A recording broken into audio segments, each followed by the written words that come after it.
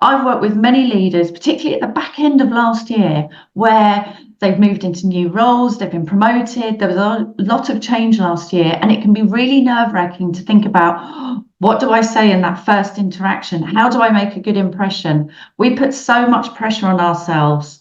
And many of my clients experience these nerves, and we work through a 90-day plan, which often involves communications around how you set the scene with your team, how you connect and get to know your team and take the pressure off yourself. How do you connect with your new manager or a different manager?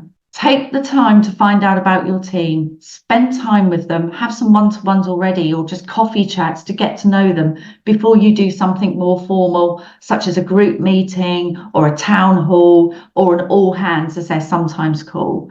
What insights can you glean from people that you respect to know from other parts of the leadership team you may be involved with, or the previous leader or former leaders that have been in that role? What is the wider culture of the organisation, the beliefs and the behaviours that are expected of a leader?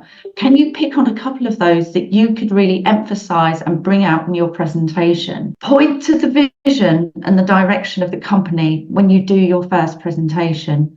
What I'm not saying is open your presentation with a whole load of changes that will overwhelm people and possibly worry them and make them feel unsafe.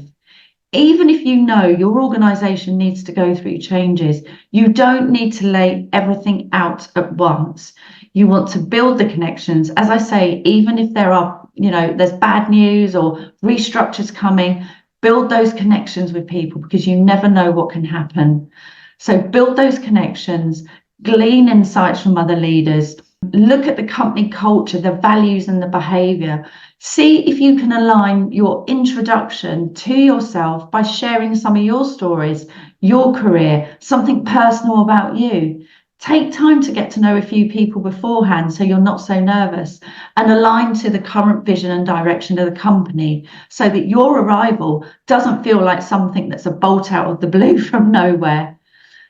So we don't want to introduce sudden drastic changes.